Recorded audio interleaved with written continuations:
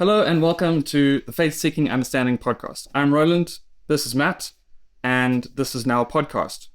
So before we weren't a podcast, we started out as talks, like at a local church. And then when the pandemic hit, as a lot of people did, we went online and tried to translate our lesson format that we were doing in person to online format. And then after some discussion, we weren't entirely happy with it. And we're like, well, we like chatting and having fun and talking about theology. So let's just do that with a bunch of cameras and mics around and then put that on the internet. There we go. And so here we are. Yeah. Okay. It's not super different from the discussion videos that we had running alongside some of our lesson videos. Right. So it's not like this is 100% brand new to us, but yeah, we're throwing ourselves into this format and seeing what comes of it. Yeah, we figure we can produce more like this rather than spending so much time, figuring out how to do like well-curated lessons or something. In all honesty, 90% of the work for me went into recording the lessons. Yeah. Whereas the discussions seem to flow a lot better, so we feel like we can get a lot more output. The discussions were also a lot more fun. So.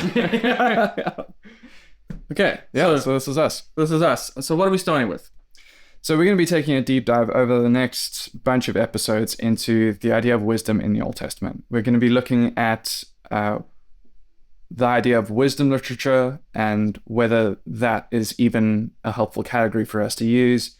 And starting with some foundational discussions on that, we'll then move into some of the specifics, some of what we actually find in the Old Testament. We'll dig into these books and see what they have to say about wisdom.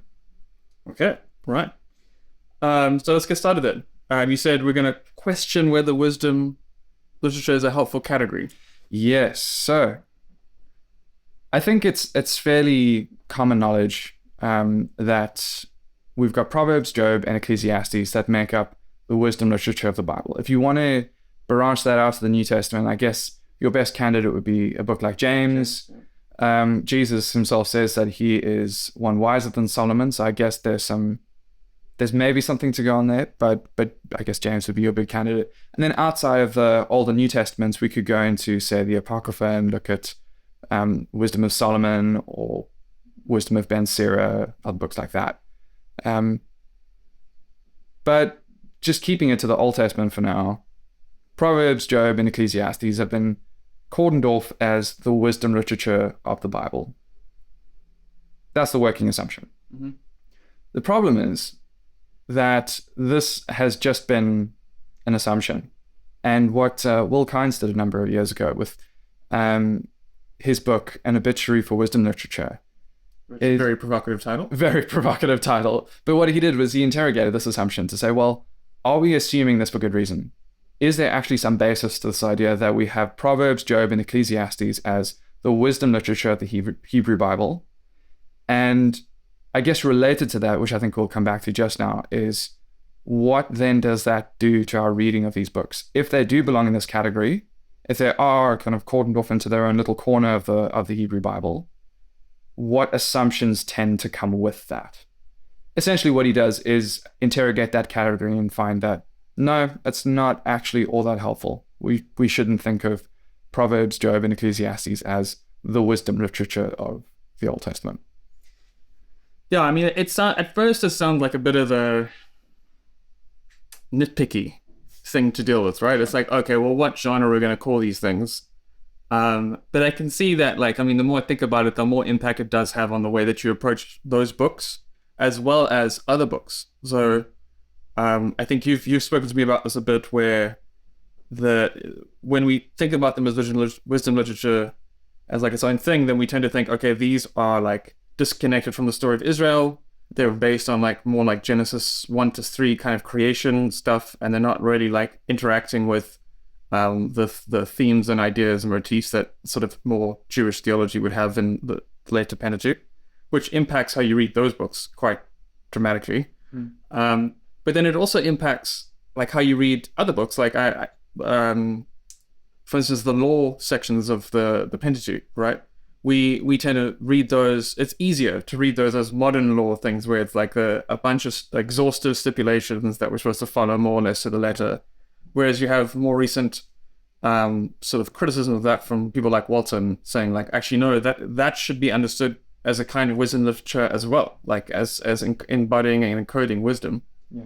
And so then it's like, oh, and it's a lot easier, I think, to get away with that incorrect reading if you're like, well, the wisdom books are over here, and this is law, so this can't be wisdom literature, it's going to be something else, right? And then you just go for your closest sort of approximation that you're familiar with. Yeah. And there have been massive discussions that's raised of, well, what is the difference between wisdom and law, and needing to tease that out and keep them separate. It comes with its own assumptions about, like you say, about what law means, and quite often what it seems to do more than anything else is reflect not what was going on in these books, but what's going on in our contemporary world. Yeah. So we read Old Testament law as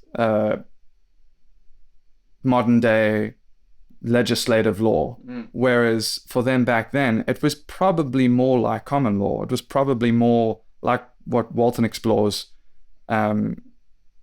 more like wisdom, more like a brushstroke portrait of righteousness than this is the specific standard that we're going to hold you to, and you can apply it to this or that sentence and get off on this or that technicality, like in our current day law systems. Because that's what we're familiar with. You can see how that would flow into the way that we read these texts, because that's our frame of reference. But actually, we need to interrogate, well, is that how they would have thought about it? Yeah. Is that how they would have read it? And the same with the wisdom literature, quote unquote. The books that were formerly known as wisdom literature. Formerly known as wisdom literature, yeah. Would they have thought, would the Jewish people in Persia have thought about Proverbs as wisdom literature? Would they have read Job and thought, yes, this is one of them wisdom books like Proverbs? I would guess not. So let's say we accept the idea that the wisdom literature as like a grouping doesn't make any sense. So then what is the better grouping? And then how do we approach these books that do seem to be somewhat familiar, at least have some family resemblances with one another? Yeah, family resemblance is an interesting word. That's actually Katharine Dell's way of talking about it. I just took it from philosophy. Great. Yeah. Great. Well, what she's kind of spoken about is how if we're going to call into question the category wisdom literature, does that mean that wisdom can't be something that holds these books together? This is something that Will Kynes actually goes into in his book. He doesn't, although he says that we shouldn't call these the wisdom literature and hold this as the definitive category of these books, when he talks about genre theory, and when he talks about how we can then go and talk about the way that different texts relate to each other, we can find common aspects in different texts, and actually that can overlap, and different texts can be found in multiple groupings. So you could have something like Proverbs, Ecclesiastes, and 1 Kings 1 to 11 that all talk about wisdom. And so for that reason, they're grouped together. We could also have, I don't remember which one I said was Proverbs, so this is going to be Proverbs. Yeah, okay. And you could also have Proverbs, Deuteronomy, and Leviticus, and Exodus, and, you could go on, but all talking about ethical conduct. And they all connect in different ways because that is the theme that's binding them together. And so you could talk about Ecclesiastes and Lamentations, well, it's by a different color. Lamentations and maybe parts of Jeremiah. And you could talk about, and Job, and you can talk about texts that are sad. Yeah, but they have to deal with like the more negative aspects of living in a world with God. And yeah. And so what we have then is this, it's more of a network approach where different texts connect in different ways. So what Katharine Dell, with her idea of family resemblance, is essentially saying is that as we talk about wisdom, as we talk about this grouping over here, we could have a Proverbs over here, and we could have an Ecclesiastes over here, as she talks about them as wisdom's core, the sort of basic expressions of wisdom, the parts of the Hebrew Bible that seem to have the most to say about wisdom. But then you could also have Job over... Did I change the color? Job over here as like a distant cousin, because it does, although it's not as dominant a theme, it does have things to say about wisdom, say in Job 28. The fear of the Lord is... the fear of the Lord is... I keep wanting to quote Proverbs. The fear of the Lord is this, get wisdom. It's not all our listeners are like, it's beginning of wisdom. It's beginning of wisdom. Like, no, that's not what he's quoting. Job 28:28. The fear of the Lord, this is wisdom. This is bold statement. You know, and I mean that the beginning of wisdom as the fear of the Lord is a commonplace idea in Proverbs. Like that's what we think about. So there is this thing that does seem to bind these texts, and that makes us think, oh yeah, that actually makes me think of Proverbs. So there is this sort of level of connection, but it's just a more distant connection. It's not as dominant a theme, but still has things to say. So we could think of it not as like brothers and sisters, like we're thinking about Proverbs and Ecclesiastes, but we could think of it like a cousin that bears some resemblance by virtue of being in the same family, but not necessarily as closely related and with all the same resemblances. That makes sense, because it's like, so it's basically kind of pushing against this idea of saying, okay, we're going to cordon off this and like separate it out and put the label wisdom on it. Yeah. And I mean, Job is an interesting example of that, because if you read through Job and the debates that they're having with his friends and so on, like they don't really cover wisdom all that much. It's a lot about like righteousness and how God's righteousness will interact with human righteousness and or wickedness and or, you know, punishment and things like that. Yeah. But that's not just, and then, okay, but then you still can recognize a connection between the two, because you're like, well, it does say something about wisdom. Yeah. And we can, okay. Yeah. And Job 28 is an important passage about wisdom. So we do need to reckon with it, but not dominant. That makes sense. Okay. So you mentioned, okay, so that's like more of a network approach rather than like a category approach, where we can recognize multiple connections between books rather than having to like put one label on them. Yeah. Okay. I guess the one question I might be worth asking is, okay, if wisdom literature is not the category that we should use, why has it held sway for so long? Right, yeah. It's like commonplace. If you say wisdom books, then yeah. Yeah. So what, again, coming back to Will Kynes and the case that he makes, he starts with, if we've got wisdom literature over here, then what he wants to do is to say, okay, well, if we've got from, say, the early Jewish writings, we don't see any explicit reference to this in the Old Testament, obviously. We'd have to infer, if we're just talking about what the Old Testament texts have to say, we have to infer from the connections. But in some of the earlier Jewish writings, do we see evidence that they were gathered together into that sort of collection? Maybe when parts of the Hebrew Bible were being gathered together to form what we now have as the canon. And so he looks, and well, we've got so from the early Judaism towards wisdom literature to see if there's any sort of, if it emerges out of that. And so he looks at a bunch of them. He looks at the Megillot, the writings. The Megillot? The Megillot is a smaller collection within the writings. Let's actually back up even further. The Hebrew Bibles divide into three main sections. Right. You've got the Torah, the Ketuvim, and the Nevi'im in between. The Torah, the law, instruction, the Genesis to Deuteronomy. Pentateuch.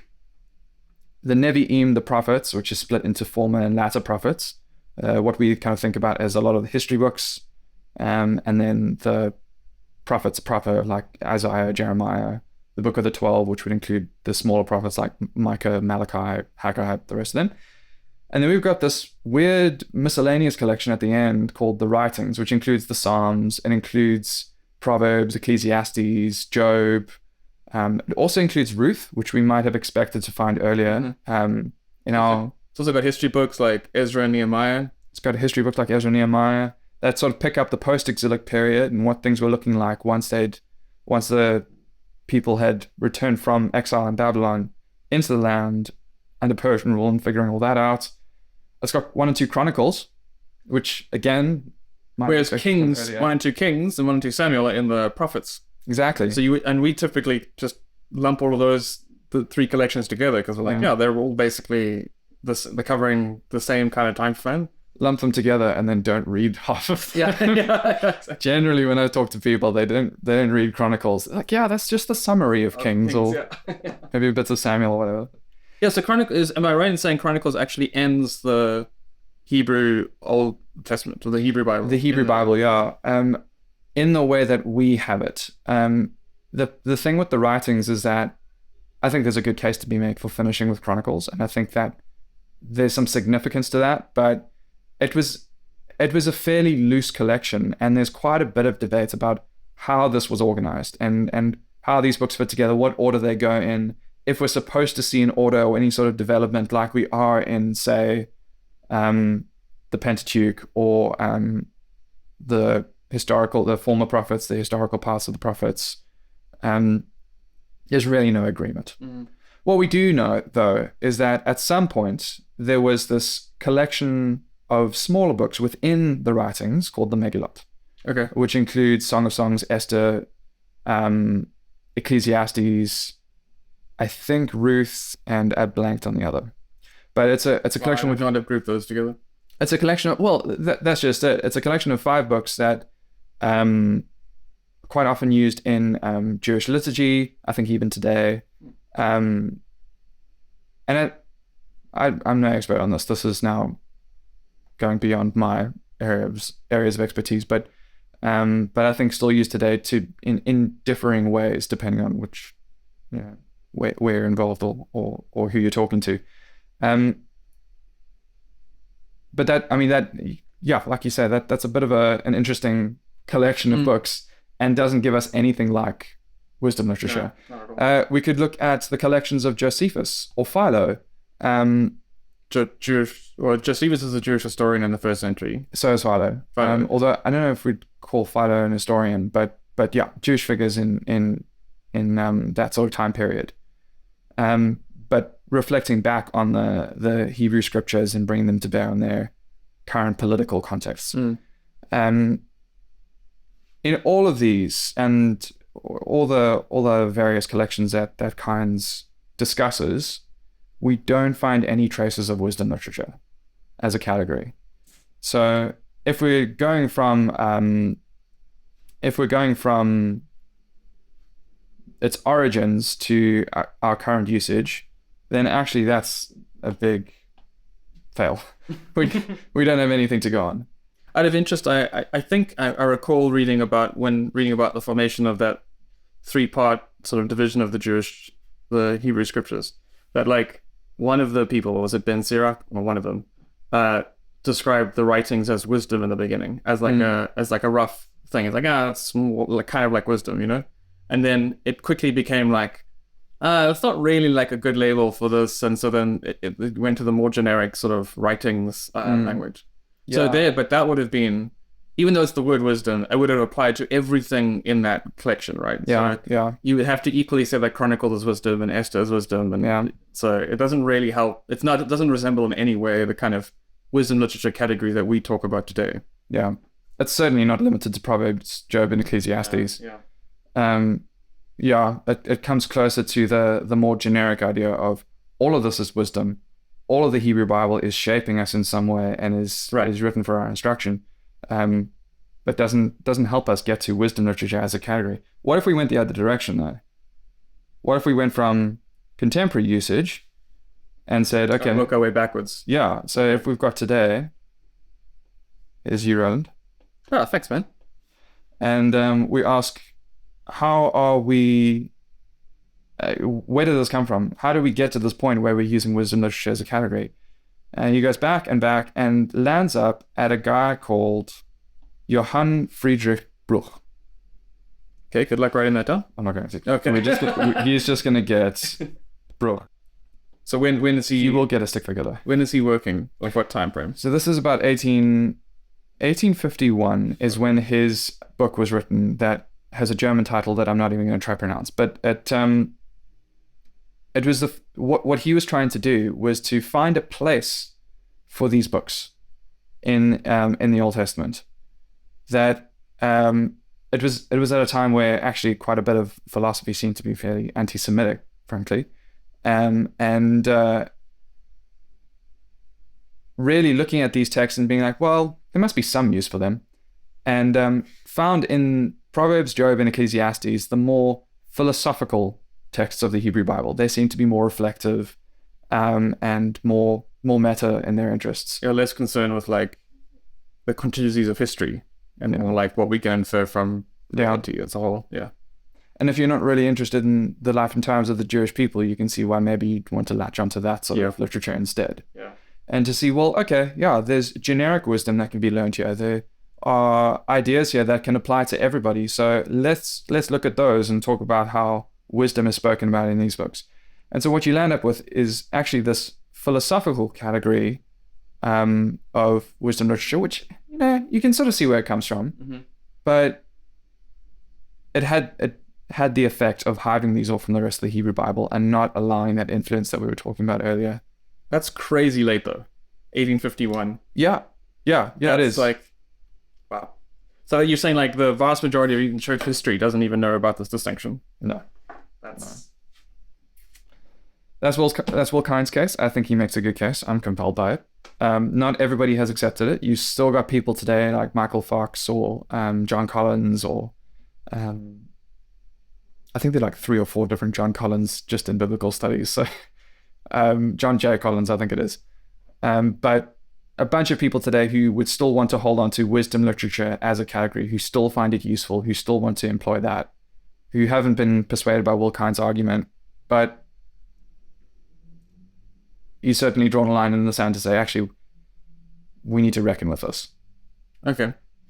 And so if then, maybe as a closing question for this episode, if then you don't have this label as wisdom to help you read these books, like what is the alternative to approach it? Like how do we like start?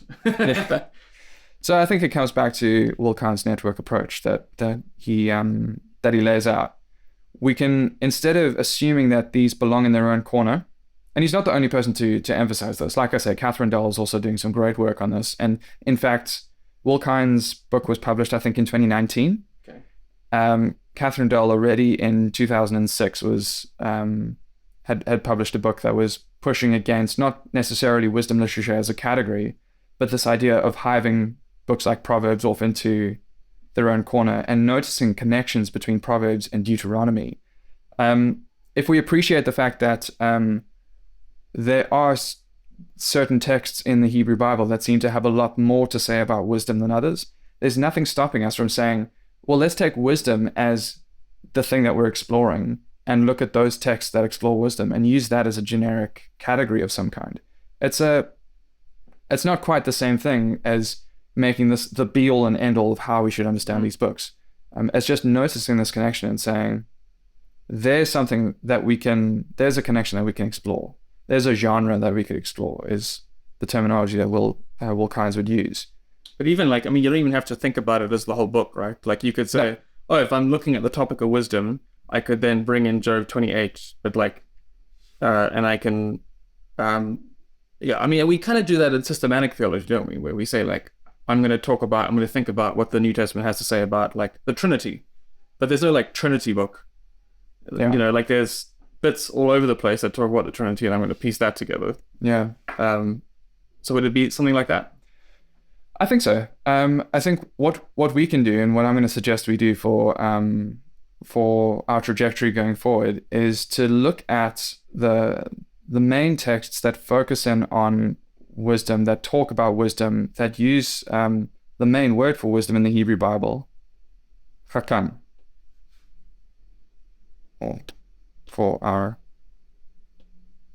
because Hebrew uses only consonants and the vowel pointings were added later. I've just put the the Hebrew consonants there, but that's the root that's used. That's what's behind all the wisdom words, whether we're talking about to be wise, the verb, or wisdom, the noun, or a wise person, the substantive. We're going to look at the texts that really focus in on this Hebrew word, which is Proverbs, Ecclesiastes, and Solomon's account in 1 Kings 1-11. Those are where the majority of the Hebrew Bible's uses of chakam. I mean, there is another interesting connection there. So this is 2 entire books, Proverbs and Ecclesiastes, and then you've got this like section of Kings. Yeah. But it's by no means all of 1 Kings. No. It does seem, and we'll talk about this in a future episode, it does seem that wisdom as an attribute is really focused in on the figure of Solomon and then sort of forgotten for the rest of Kings. But this over here, there are actually 2 connections over here. We could look at the concentration of chakam, the fact that this word comes up here more than anywhere else. We could also add another layer that our listeners might already be picking up on that bind these 3 texts together. That's the figure of Solomon. We've got Proverbs, which is attributed to Solomon. I have lots of thoughts about that, which we'll come to in a future episode. We've got Ecclesiastes, which is not attributed to Solomon, but seems to very strongly imply Solomon. To connect to Solomon without directly attributing it, yeah. Yeah, certainly in the first section at the very least. And then 1 Kings 1-11, which gives the primary account of Solomon's reign and Solomon as this paradigmatic wise king, and some of how that's explored. So in going forward, we're going to look at the story of Solomon. We're going to look at wisdom's basic expression in Proverbs, and we're going to look at wisdom's necessary nuance in Ecclesiastes. You like your alliteration, don't you? You're proud of that, aren't you? I like that. For those who don't know, Matt loves alliterating as with any opportunity he can get. I'm not the worst culprit, but it is quite fun. You're pretty out there. Yeah. Okay, great. So that's it for our first episode. Thanks for joining in for the conversation, and we'll see you in the next one.